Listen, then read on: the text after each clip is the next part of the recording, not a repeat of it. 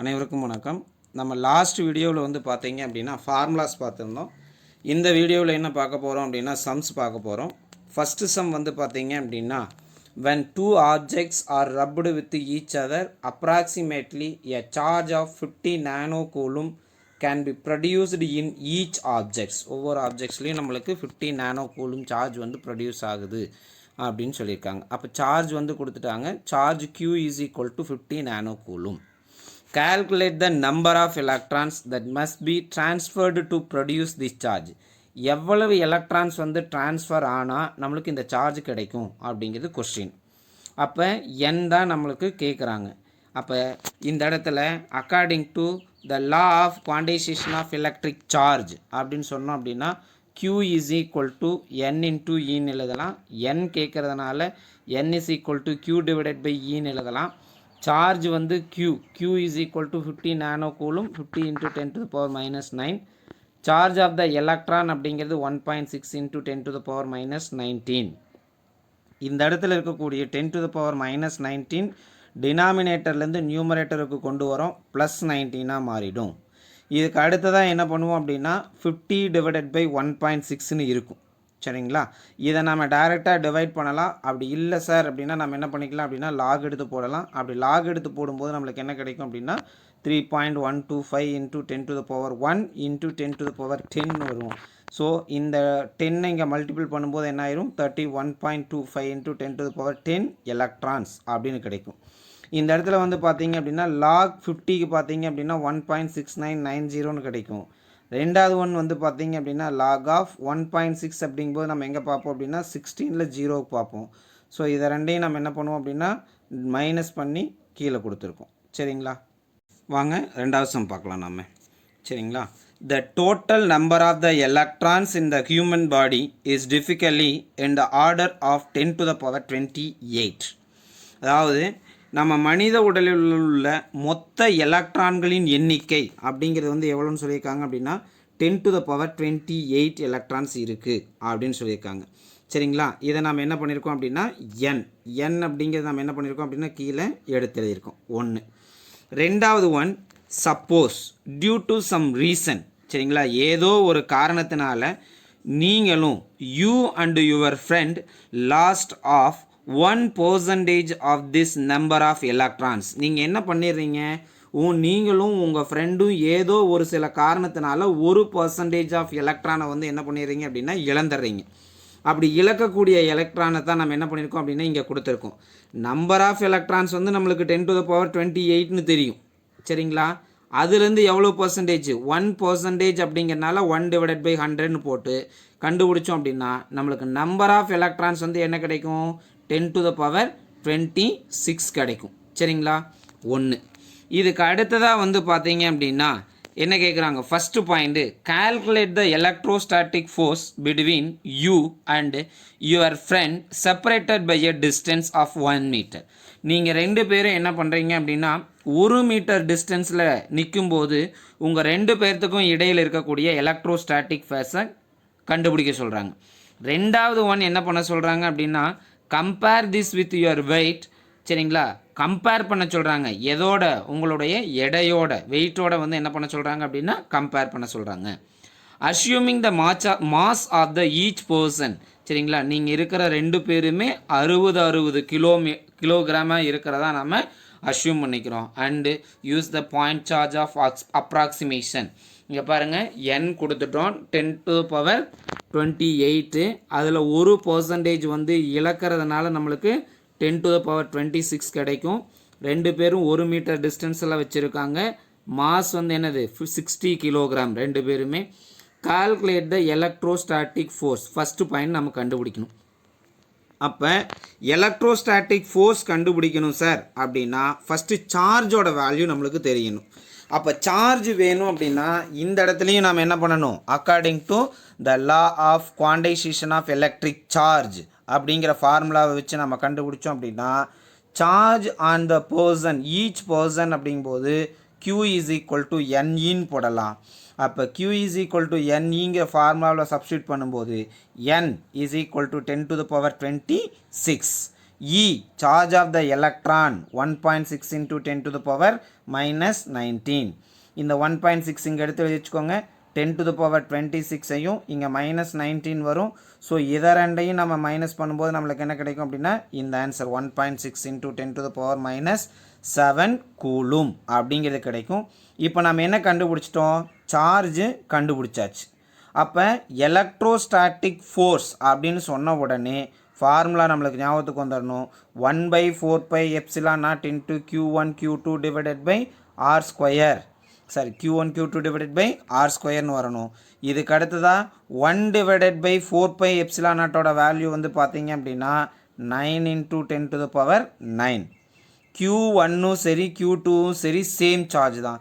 அப்போ நம்ம என்ன எழுதிக்கலாம்? 1.6 into 10 to the power 7 the whole square எழுதிக்கலாம். divided by r square. r square அப்படிங்கும்போது நம்மளுக்கு தெரியும் டிஸ்டன்ஸ் வந்து எவ்வளோ மீட்டர்? 1 மீட்டர். ஸோ அந்த 1 மீட்டர் அப்படிங்கிறத நம்ம என்ன பண்ணிட்டோம் அப்படின்னா 1 ஸ்கொயர்னு போடுவோம். ஸோ அப்போ அந்த இடத்துல என்ன வந்துடும்? 1 தான் வரும். ஸோ 9 into 1.6 into 1.6 அப்படிங்கும்போது 2.56 வரும். இன்ட்டு நம்ம எப்படி எழுதிக்கலாம்? 10 to the power இங்கே 10 to the power 7 ஸ்கொயர் அப்படிங்கும்போது என்ன வந்துடும் அப்படின்னா 14 வரும் உங்களுக்கு. அதாவது 7 into 2ன்னு வரும், 14 வரும். அப்போ இந்த இடத்துல 10 to the power 9 இருக்குது. So 9 into 2.56 into 10 to the power 23. இப்போ இந்த ரெண்டையும் நம்ம மல்டிபிள் பண்ணும்போது தட் மீன்ஸ் 9ஐயும் 2.56ஐயும் நம்ம மல்டிபிள் பண்ணும்போது நம்மளுக்கு என்ன ஆன்சர் கிடைக்கும் அப்படின்னா 23.04 அப்படின்னு கிடைக்கும். Into 10 to the power 23. இந்த எலக்ட்ரோஸ்டாட்டிக் ஃபோர்ஸோட யூனிட் வந்து பார்த்தீங்க அப்படின்னா என்ன வரும் நம்மளுக்கு? நியூட்டன். ரெண்டாவது பார்ட் வந்து பார்த்தீங்க அப்படின்னா வெயிட் ஆஃப் த பர்சன். சரிங்களா? ரெண்டாவது பார்ட் வந்து என்ன கண்டுபிடிக்கணும்? வெயிட் கண்டுபிடிக்கணும். வெயிட் அப்படிங்கும்போது W is equal to mgன்னு எழுதலாம். m அப்படிங்கிறது மாசு, mass is equal to 60 kilogram. அப்போ 60 into 9.8 ரெண்டையும் நம்ம மல்டிபிள் பண்ணும்போது என்ன கிடைக்கும் அப்படின்னா 588 நியூட்டன் அப்படின்னு கிடைக்கும். அடுத்த ஒன்று என்ன பண்ணணும்? கம்பேரிஷன் பண்ணணும். எதுக்கு? இந்த மாஸுக்கும் வெயிட்டும் கம்பேர் பண்ணிங்க அப்படின்னா என்ன கிடைக்கும் நம்மளுக்கு? இந்த electrostatic force divided by weight of the person. அப்போ 23.04 divided by 588 into 10 to the power 23ன்னு வரும். இதை ரெண்டையும் நம்ம டிவைட் பண்ணோம் அப்படின்னா நம்மளுக்கு 3.917 into 10 to the power minus 2. அதாவது நான் இந்த இடத்துல லாக் எடுத்து போட்டிருக்கேன்.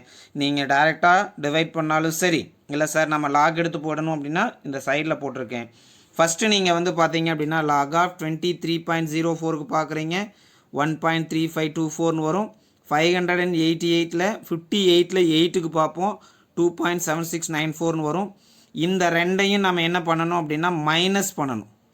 மைனஸ் பண்ணும்போது 2 பார் 0.5930ன்னு கிடைக்கும்.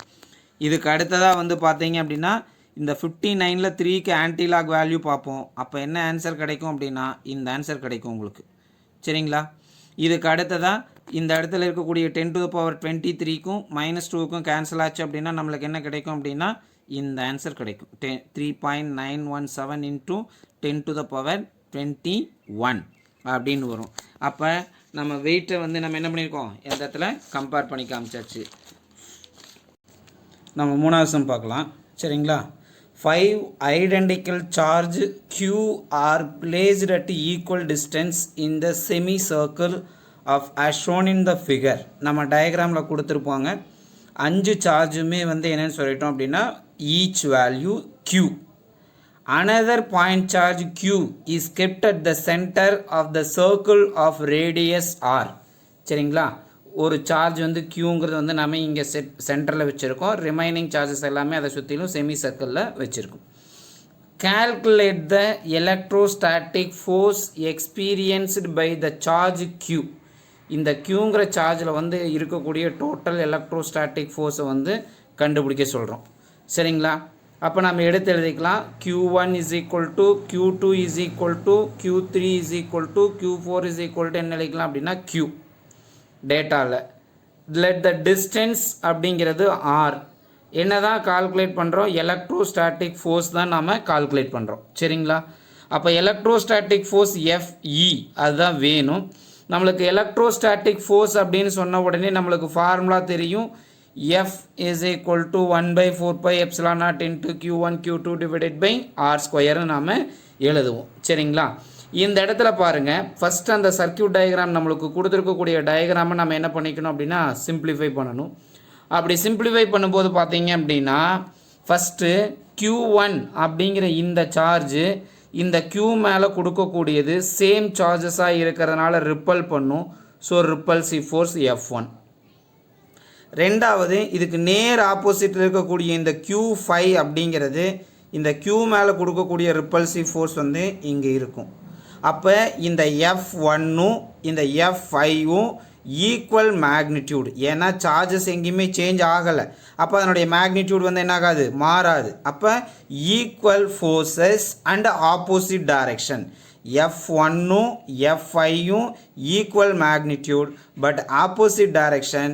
ரெண்டுமே என்ன ஆயிரும் அப்படின்னா ஈக்குவலாக இருக்கனால என்ன ஆயிரும், நம்மளுக்கு கேன்சல் ஆகிடும். ரெண்டாவது ஒன் நம்ம என்ன பண்ணிக்கிறோம் அப்படின்னா இந்த Q2வால், சரிங்களா, இந்த Q மேலே இருக்கக்கூடிய ரிப்பல்சிவ் ஃபோர்ஸை F2ன்னு எடுத்துக்கிறோம். இந்த Q4னால் இருக்கக்கூடிய ரிப்பல்சிவ் ஃபோர்ஸை F4ன்னு எடுத்துக்கிறோம்.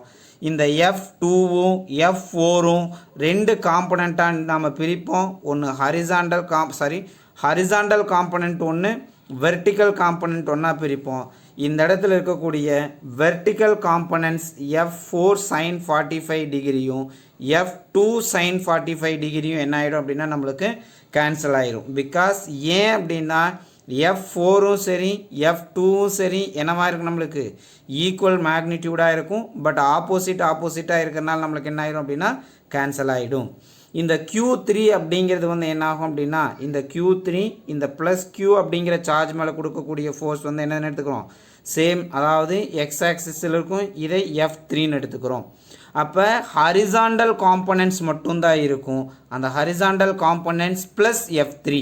இந்த இடத்துல வந்து பார்த்தோம் அப்படின்னா F1 is equal to F5. F1ம் F5ம் ஈக்குவலாக இருக்குது. பட் ஆப்போசிட்டாக இருக்கிறனால அது என்ன ஆயிரும் அப்படின்னா நம்மளுக்கு கேன்சல் ஆகிடும். சரிங்களா?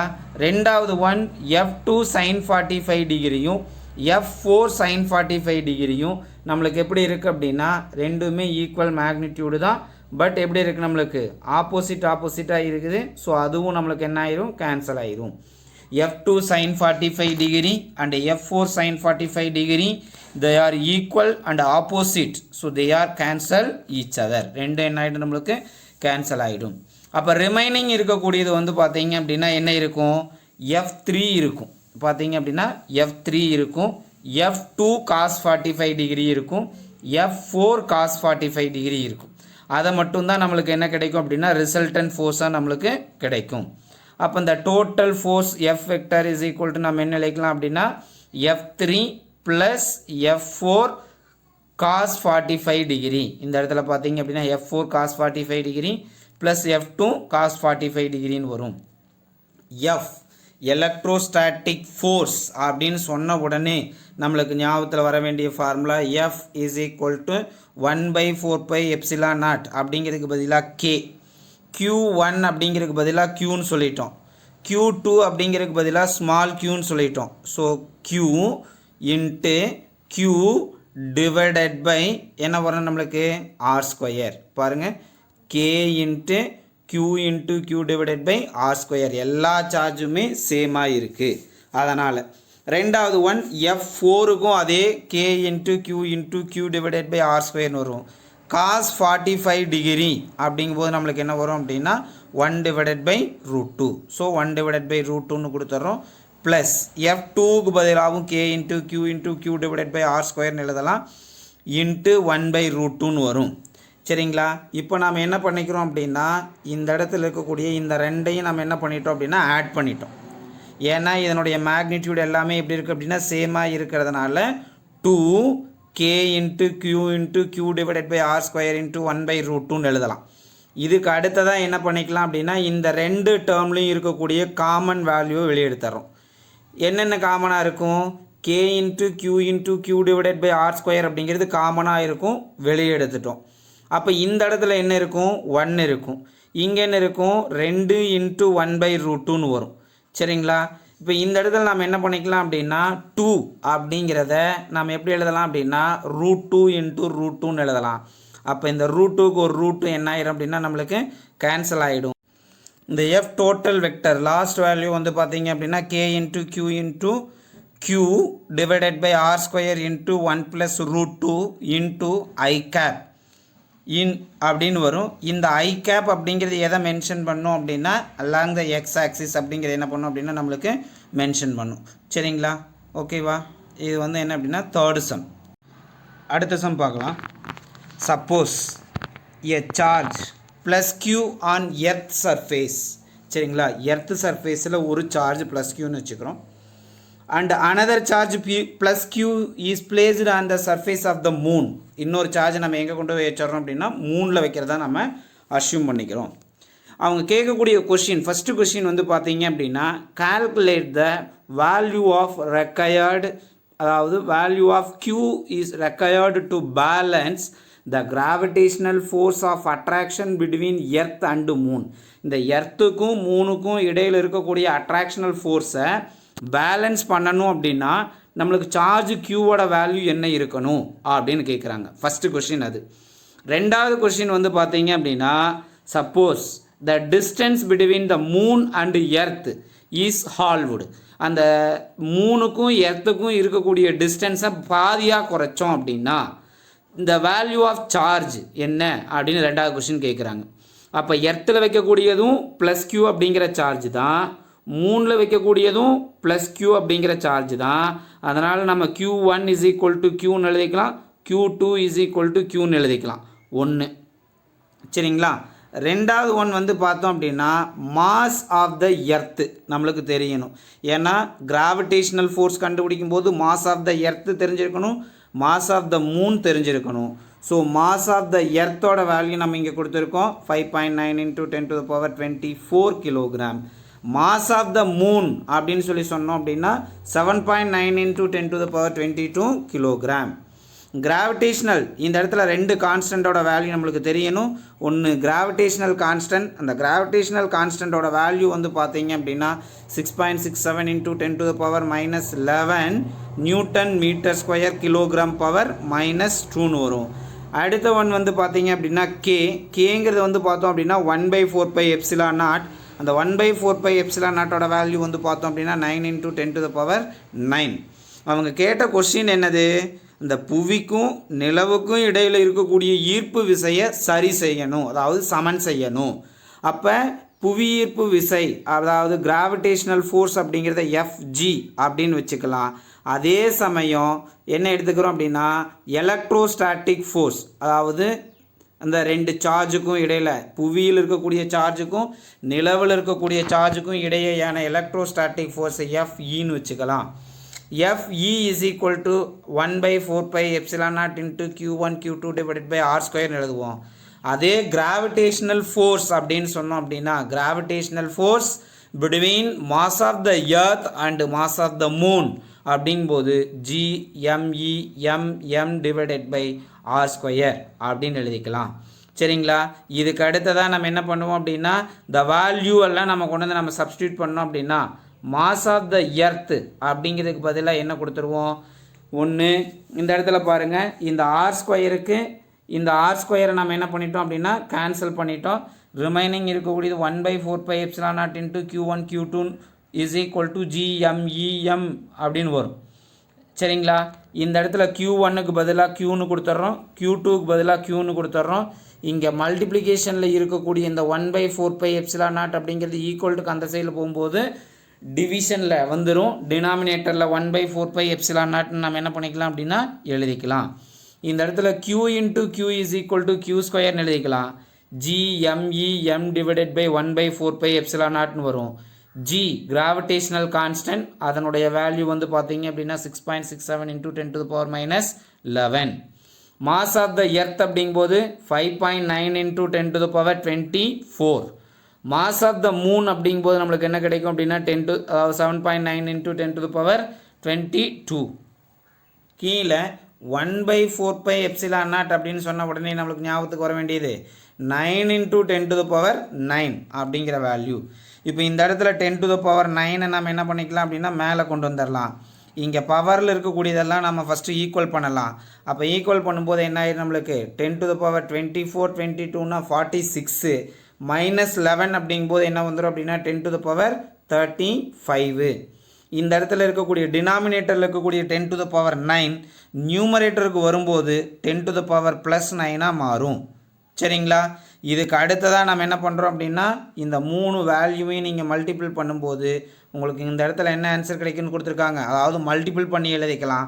அப்படி இல்லை சார் அப்படின்னா 3க்கும் நான் என்ன பண்ணியிருக்கேன் அப்படின்னா லாக் எடுத்து இந்த இடத்துல போட்டிருக்கேன். சரிங்களா? இந்த லாக் வேல்யூ இங்கே இருக்குது. சரிங்களா? இதை பார்த்துக்கோங்க.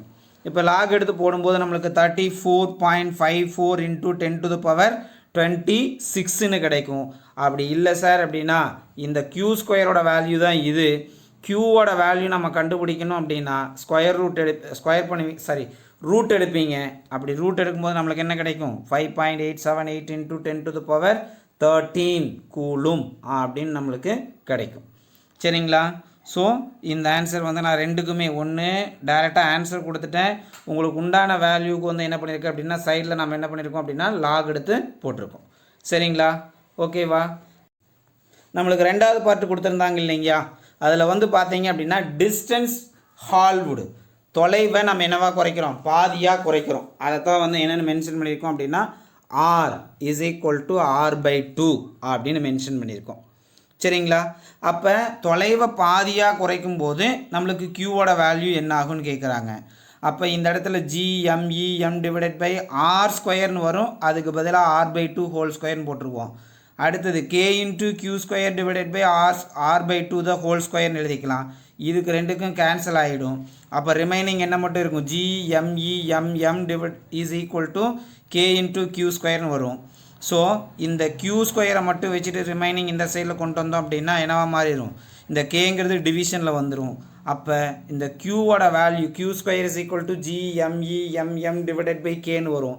நம்ம முன்னாடி கண்டுபிடிச்ச வேல்யூவே தான் வரும். ஸோ அதனால் என்ன ஆகாது? Q has no change. தொலைவை நம்ம பாதியாக குறைச்சாலும் என்ன ஆகாது? எந்த ஒரு சேஞ்சஸும் இருக்காது. Qவோட வேல்யூ என்ன ஆகாது? நம்மளுக்கு சேஞ்ச் ஆகாது.